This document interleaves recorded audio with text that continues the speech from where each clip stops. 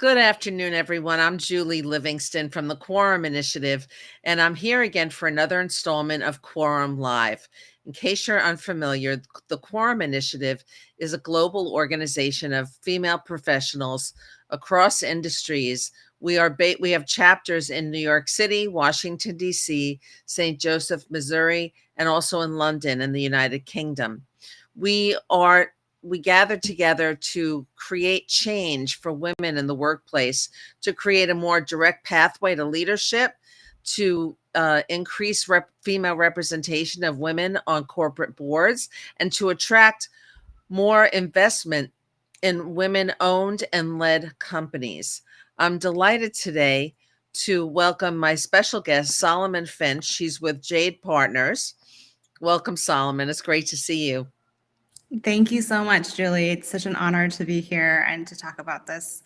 Very timely, but very exciting. It really is. It really is. So just to give a little background, Tsolmon is an economist, investor, and advisor with 15 years of leadership management, advisory, and investment experience across the U.S., Europe, Asia, Africa, and the Middle East and North Africa.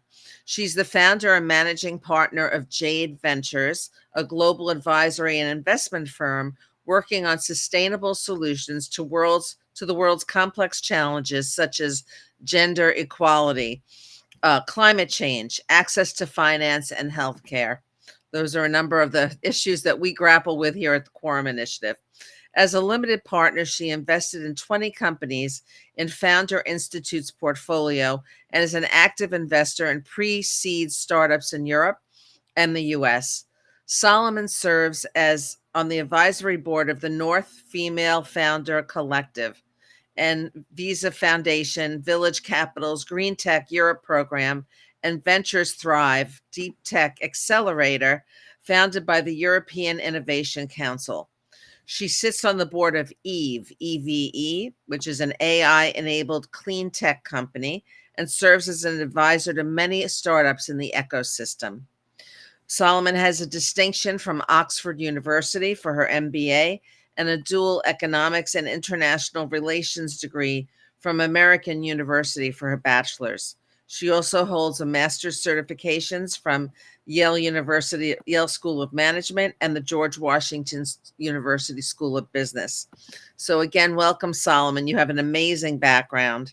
And I do want to also point out that Tsolmon is one of our esteemed speakers at the upcoming Quorum Initiative How Forum, which is going to be an all-day event. It's fabulous. Take it from me. I've been there many times. It's an all-day event here in New York City, and it's coming up fast on Friday, November 15th. If you haven't gotten information yet about the How Forum, you won't want to miss it. There are phenomenal female speakers throughout a full day. I look at it as my inspiration for a year. So go to the quoruminitiative.com for more information on the How Forum. But Tsolmon, let's start and think, women really need to think more about their own financial stability. We've talked about this a lot. Women have longer lifespans, which would require more retirement savings. Many women have to interrupt their careers for caregiving to take care of an elderly parent or relative or child. There's the omnipresent pay gap. Women were still not making as much as our male counterparts. And we have different tolerance rate for risk, which has to do, which definitely affects the way we invest money in financial investments. So first, can you just share a little bit more about your backstory and how you got to where you are today? Yeah, absolutely. First of all, thank you so much, Julie. I mean, I'm super excited to be at the event this November as well, with amongst many women leaders across the world and in the United States and New York City. So super excited for that. And I guess in terms of my background, so I was born in Mongolia, and I then traveled to Australia for preschool, and then from there on really kind of traveled across the world, was in New York, California, ended up in Maryland, and then went and did school at American University in Washington, D.C., did a stint in the European Parliament as a Wow. staff member of one of the members of European Parliament there, who was in charge of kind of budget and trade and regulation and investment.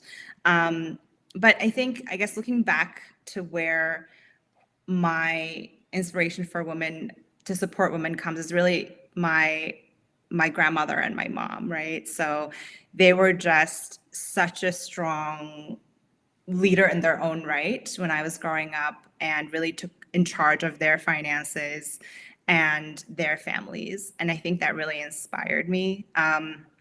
When I was growing up in middle school and high school and college, my parents had encouraged me to do a lot of internships. And so one of the internships that I did, I remember I was 15 years old. I did an internship for the World Vision, which is a Christian organization, but they do a lot of missions across the world. Right. And I was in Mongolia in summer during that time. And I did a couple months of internship with them where I was essentially just traveling around with this one woman who was a monitoring and evaluation microfinance expert, and she was going around and assessing their microfinance project in Mongolia. And one of the beneficiaries that we visited was this woman who had borrowed, I think, $2,000 in microfinance, and she had 4 kids. Her husband had left her, unfortunately, but with that $2,000, she was able to bootstrap. She created a mini business, kind of brick and mortar, little shop in her neighborhood, and was able to provide for her family. And I saw that I witnessed it when I was Wow. 15. Wow. And I think that really, in addition to my background of having matriarchal, people in my family, it really kind of had a blueprint in the way I thought of women and leadership. And so that really kind of put me on the trajectory of, supporting economic growth, economic development in emerging markets, which is kind of what I did for the first 8 to 10 years in my career. I was working for one of the largest contractor for the U.S. government, International Development Agency, and managing, hundreds of millions of dollars of government money in emerging markets, supporting economic growth, industry development, job creation, GDP growth, as well as various sectors, and encouraging entrepreneurship in those specific sectors. So whether it's in technology or innovation or education or finance. So that's what I did. Really technical work, a lot of traveling, and that took me across the whole world. I mean, I was in Asia, I was in Middle East and North Africa, I was in Africa, exciting. in Europe. So that took me everywhere.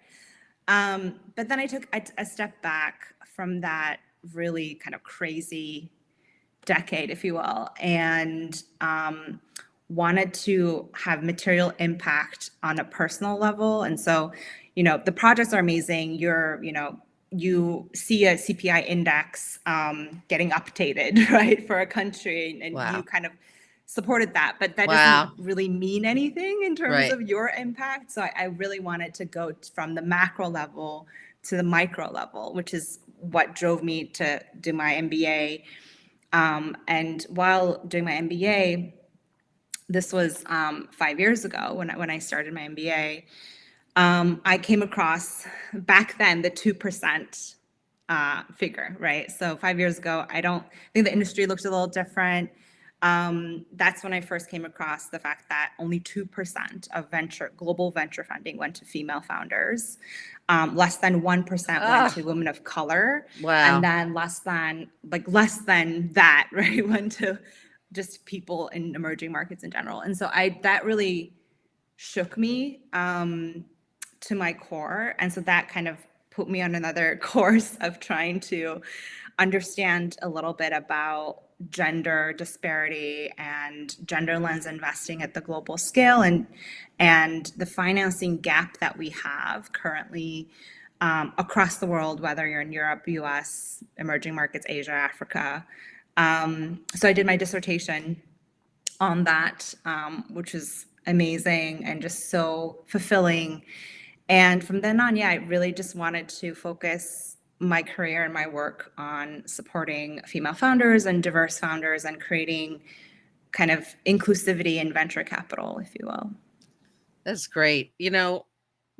I know my fellow members of the Quorum, we often talk about, women taking more control of their finances, learning about investing, because many women just don't even don't really know the first thing, or there's a lot of fear around it. Yeah, How do I even get started? So maybe you can, and that it's for only wealthy women. right. So maybe you can start by giving us a little bit of insight into how do you get started in investing in Mhm. women-led and owned companies? And are there micro steps that you can take to make those first, really advance yourself and get into it? Absolutely. And, I hear this question all the time, to be honest, which is amazing. You know, the way that I started, my journey was I was also very scared because I was coming from kind of a management consulting project management background. I didn't really understand. Yes, I understand. We did transaction deals between companies and financial institutions, but that's different from actual venture investing when you're angel investing into a company and you're looking at subscription agreements or term sheets or the cap table. So I would say there's definitely that element of education that's involved. And so if you're serious about learning about the industry, the first step is definitely, you know, getting involved in any event that is going on, right? And so any pitch event that you can go to and learn about how people pitch and what are they pitching? Do I like this idea? Do I like this company? Do I like this founder? Um, And how the do you find second out about those, Solomon? I mean, I think your network is so powerful. I Okay, think you can, if there's a bunch of books around how you're literally connected to everyone in the world, right, by six connections. And so your network is really powerful. And the first thing you can do is really look through your network and figure out, okay, who in my network is kind of doing this type of work. Can I ask them? Can I get involved? Right. So, one of the other initiatives that we're doing at Jade Ventures is a lot of our investors into our pre seed checks are first time angel investors and they're women. And I think programs or firms that can cater to that is also really important, but there are not a lot of them, right, in the market. And so your network can really direct you, whether it's a female network like Quorum Initiative, or I'm part of the one in LA and New York, the Female Founder Collective, and there are a bunch of, or the Women in VC in Europe, and so great. there are a bunch of these networks that can really help accelerate your learning, but also your material goals in trying to invest into a company or try to write a check in that process. And how much do you need to get started? Do you need a lot of money? I would say no, to be honest. I mean, I think that's the best thing about angel investing.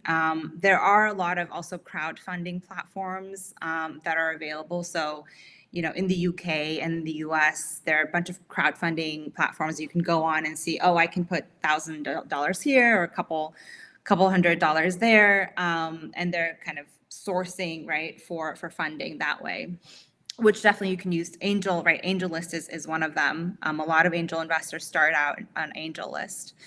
Um, but you don't need, I don't think, a lot, right? In one of the networks that I'm a part of, the Female Founder Collective, which is amazing. It's founded by Rebecca Minkoff and Oh, Ali. the handbag designer. Yeah, she's phenomenal. I mean, they've really created a community of entrepreneurs and founders and investors. And on that platform, people are constantly, providing kind of pipeline companies saying, okay, there's this amazing health tech company. We're investing in it, minimum check size, $2,000. Great. Because a lot of them are pre-seed, right? So it's really getting in that seeding that idea that's going to go into those types of checks if you're an angel investor. So really, from $100 to a couple of thousand, you can really dip your toe in the investing water per se. Absolutely. I mean, I think, yes, these are discretionary funds that it's a risky asset class, right? I think ventures is probably one of the riskiest asset class out there.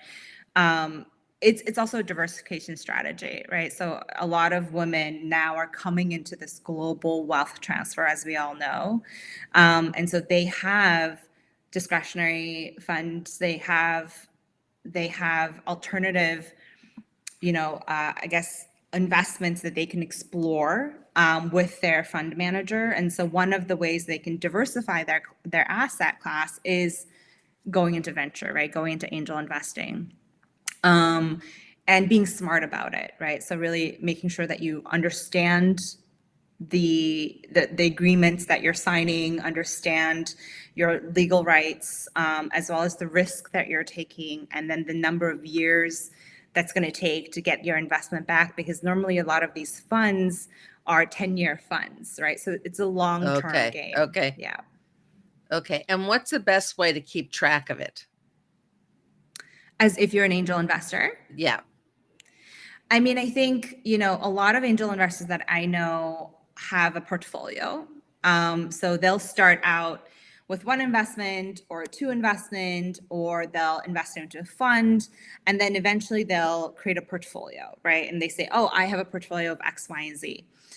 But if you're going into angel investing, as a profession, it's a bit different than going into it as an actual just diversification strategy, right? In which case you're just looking at your portfolio, you're managing it with your financial advisor, you're making sure things are okay, you're getting the reports on a quarterly, biannually basis.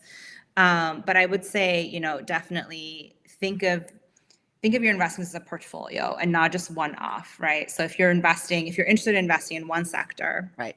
let's say you're really interested in fintech or AI, because AI is booming right now. Everyone's pouring into AI. That's great. You can, invest into a pre-seed AI company, but make sure you're not just investing into very similar business models or similar types of teams that have similar backgrounds. You want to diversify a bit so you're hedging your risk, right? So you're going to learn a lot along the way is basically what you're saying. If you didn't really know anything about investing, you're going to immerse yourself in the research so that you're informed, and then you're going to follow your investment. So you're going to learn along the way how it's doing and what you need to look for. Absolutely, right. If you're starting from kind of a ground up approach, if you're starting with a couple thousand into pre-seed companies, I think, yeah, definitely that's the way to go. There are high net worth individuals and family offices that do it on a much larger scale, right? Sure. So if you're I have a family office that came into one of my last investments, and I don't think I've ever invested in Europe before. And so this was a diversification strategy for them, right? If they wanted to go into the Europe market, they wanted to invest in female founders. And so this was a kind of their foot into the door kind of investment for their long-term goal for the family office. And I think those are also obviously merited as well, really depending on where along the range of archetype of investors you fall into. What should you look for when you're looking at making an investment? What kind of organizations, like what are some of the signs that this could be a good thing to do? Yeah, I mean, I think every investor is different. It really depends on I mean, the whole industry from what I'm still learning, right? But from my experience is really about trust and building that trust with the founder, as well as the company that you're investing into, as well as the other investments that are going into that round. So which kind of gives you the fear of missing out, kind of the FOMO effect, right? I think Right. a lot of VCs pour into several investments really quickly because they don't want to miss out on an amazing deal, and if that's very real in the industry. As an economist, as a person that was managing government money where I was accountable for every single cent along the way, I take a very different approach to investing. I mean, my goal is really understanding the business model of the company, really understanding the founder, if it's just one founder, the resiliency of that founder. Can this person solve challenges and move forward and pivot with the market if things don't go merrily, right, the way that they want, I think is really important. So evaluating the team is absolutely number one. And, definitely spending time with the founder. Every founder that I'm investing in, I've met them personally, and I've also kind of seen their growth across various stages, Right. at least for 6 months. And that kind of creates that trust between us. And when I come into their cap table, I'm coming in also as an advisor with my network to really build them up. And if they don't need my expertise, my value added is zero, right? And so I think it really depends on each investor. But the founding team is absolutely key. The business model is really, really important. I've worked in a lot of tech sectors in my past career as well as now. And so, understanding the scalability of tech, especially SaaS, B2B businesses, is kind of where I've got a lot of my former training in supply chain. And so, those businesses scale really fast. And, if you're essentially investing other people's money into a company, you want them to scale, you want them to grow. Yes, of course, sustainably. Yes, impactfully. But at the end of the day, you are there to make profit for the investors, right? So really understanding the business model can survive economic ups and downs in the next 10 years is critical.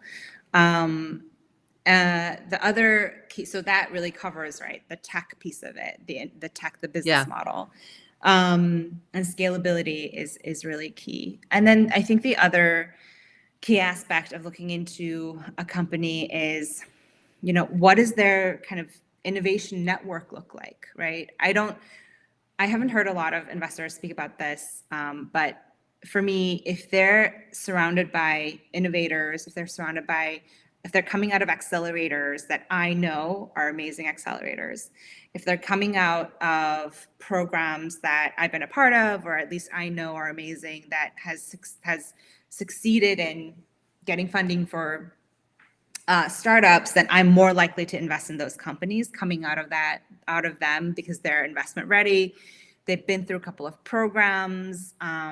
They're now in kind of the network in the ecosystem. And so that's kind of where I source a lot of my pipeline companies, is these accelerators that I'm either advising or I know that are amazing, because they're essentially going through a pre-due diligence, pre-selection criteria for me. And so I don't. That's great. Right. So by the time they're I do kind of my due vetting them. diligence- They're vetting these organizations for Exactly. kind of Right. So on it's an your behalf. added 100%. Yeah. Where can women who want to learn more about this, what should they be reading? Like, what do you read every day? Is it the Wall Street Journal, the New York Times? Like, what are your go-to sources for information?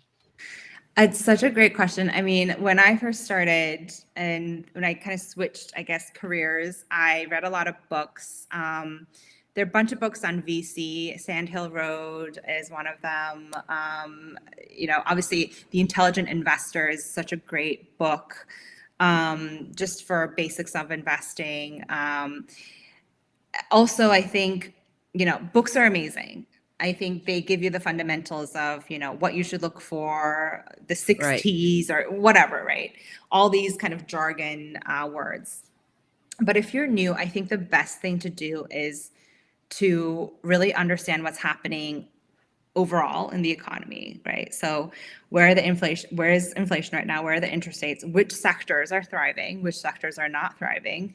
What are investors' current appetite, right? So right now, as we know, the election is coming, and so a lot of investors are kind of holding on to their cash. There's a lot of dry powder out there, but they're holding on to their cash to ensure, okay, what's going to happen politically? Where am I going to put my money in to ensure in the next at least 4 to 6, 8 years the effect of the election? So I think understanding the macro environment is Right. critical. Right. Industry is also really important, right? So we know that AI is booming, and let's understand exactly what does that mean. And so, I spend a lot of time talking to my colleagues in AI that are in large Fortune 100 companies that are leading AI, coding in these companies to understand where is this industry going? What do you think? What do you think is happening? I think that's really important to get that on the ground knowledge before you jump into investing in an AI Yeah. company. So educate yourself as much as you can. Yeah, and there's so many sources out there. I mean, obviously, I love the Financial Times. It's great. Washington, Wall Street Journal is amazing. The New York Times is really great.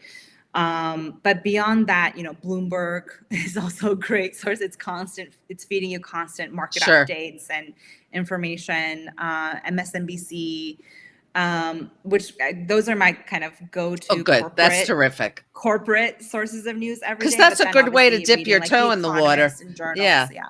Is Yeah. to, start watching these shows or reading about it.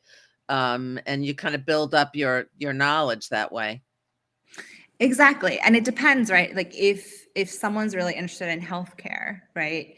Then really understanding what's happening, or if you're living in the United States or Europe or wherever you are, understanding what's happening in your industry, in the healthcare industry today is really important, because then if you're investing in a healthcare company, that is as a parameter of how the industry is going to do, right? How Right. your investment's going to do in that industry. If no one is investing in clean tech right now, which clean tech investments have slowed a little bit, what does that mean, right? What does that mean? Should I diversify into different sectors to hedge? It really kind of, you just have to be constantly learning. And I think one of the things I love about this VC industry and just being an investor in general is just the learning aspect. You have to learn every day. And I really love that.